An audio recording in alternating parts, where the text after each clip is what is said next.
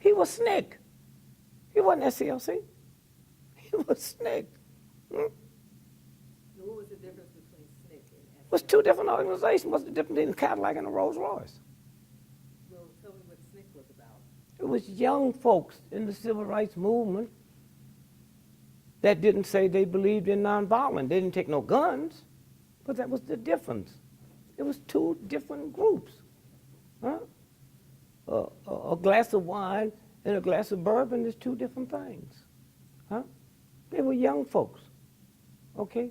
They trained. The big bulk of them came out of Nashville, the school. And they trained. You sitting at a lunch counter, and I come and crack an egg on your head, and you don't do nothing. They big weapon, who they was after, was Woolworth. 5 and dime. That was the difference.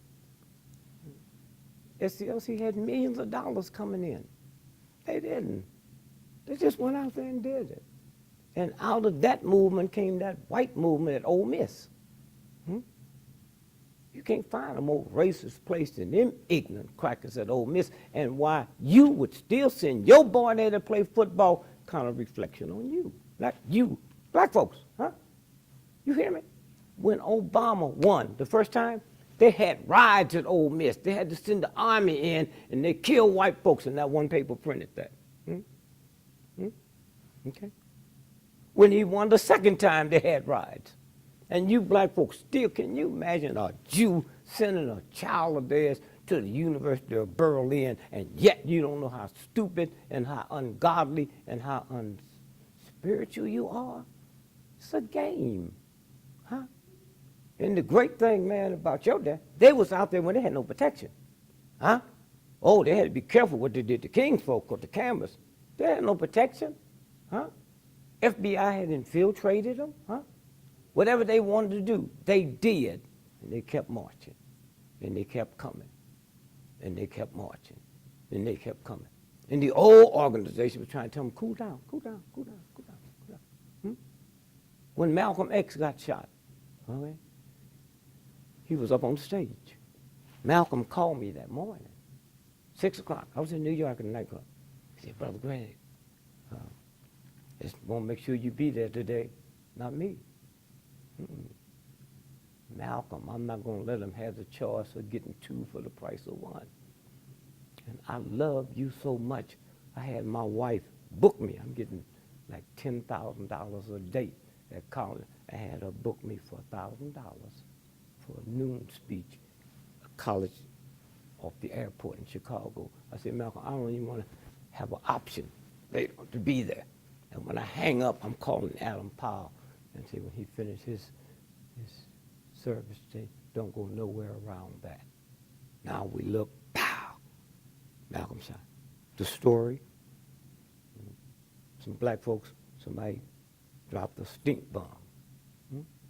And while the black folks was running and looking, these black came up to the stage. Malcolm was on the stage. Pow. You saw this black man giving mouth to mouth, huh? In the pictures, famous picture. So the FBI had the autopsy. So I go and have my people say that was not a federal crime. He wasn't robbing a bank. Why y'all got the autopsies? All right, let's go to court. Oh, well, some kind of way I get the autopsies. They're shooting up, got put in your head. They're shooting up. All the bullets in Malcolm's going down. Did you hear me? Going down. Why are they going down? Because them brothers, I don't even call them brothers, them dogs, the government gave them blanks because they didn't believe a nigger would do that. Huh? So now the FBI have admitted that 2 weeks before Malcolm, they rented the Ottoman Ballroom. And that's where they put the holes in the wall, and that's what that's about. Now you see the brother, on a chest wound, you don't give mouth to mouth. They put air bubbles in the lungs. So Malcolm's autopsy says he was Yeah, some air bubbles in the love. So that's what he was. And who was that punk? He was police, New York, so secret that his pay came from a utility company. Now he's in the CIA. Okay? That's how this works. That's how this works. And so then when you look at when King was shot on the balcony, Reverend Kyle's, that's where he was going to dinner. To dinner. So Reverend Kyle said to King, "Oh, my wife sure gonna be mad." And King was such a kind. Said, "Mad about what?" Said, "Nothing she hates anymore than for her macaroni and cheese to get cold." He said, "What do you mean?" He said, "Well, we sit dinner for 5 o'clock. Then we had to change it. No, we had 6 o'clock. Then we had to change it to 5 o'clock. Why? Because the government agents told him it'd be a little too dark then, so change it." Okay? And then Reverend Kyle slipped and made a mistake. 20 years later, and he was doing a press conference in Memphis. First black man on the balcony, because Reverend Kyle's hustled that date. Huh? That date was always hustled. So he was advertising. And he slipped and said, "Never will forget that day. King was standing here, I was standing here, and I walked away so he could have a clear shot." And then the shot rang out. So who I get a call from? James Orange and some of the SCL people was there doing a separate rally. So they said, "He's in town, let's go watch the press conference." And the girl called me and said, Mr. Gray, we got to talk to James Orange. He's fixing to kill Reverend Kyles." And I said, "But she told me." I said, "Put him on the phone." I said, "James, do me a favor. Don't kill him. Go in," she said it was NBC, everybody was there, but go to NBC and tell them who you are and y'all doing a thing. Just like you told me you got film of me, tell them y'all collecting film to present King on his birthday. And then once you get it, kill him if that's what you want to do. But get them film. So they went back into and said, "We had the film. You can look it up and you see it." Now, had he said, "I walked away," that's normal. He said, "King was here, I was here," and one day somebody asked, "Where was Abernathy? Why'd he go back in the room?" And then the shot rang out. Now, had he not said so they could get a clear shot, then you just start telling my picture.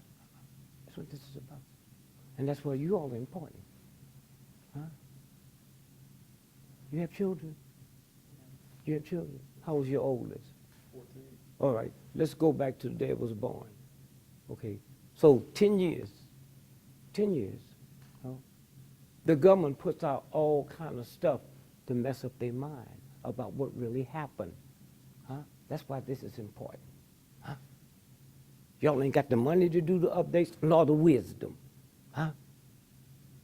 Roosevelt, y'all a little old. President Roosevelt signed the war with the Japanese. That's a lie. He's a cocaine addict. He's a cocaine addict. His wife signed it. Okay? And you can't do nothing when they got the money to keep perpetuating their trip. What's the woman's name? Doris Kearns Goodwin, supposed to be the authority on Lincoln. Huh? When I grew up, we all know Lincoln was gay. We knew that. Huh? And we also knew that his daddy was a black man. Okay? She don't know that? Huh? She don't know that? If you get home, because youngsters is doing it now, take a quarter and sit on the table, and take a nickel and sit under that, and then take a dime and sit under that. And what color are those? What color are the coins? Huh?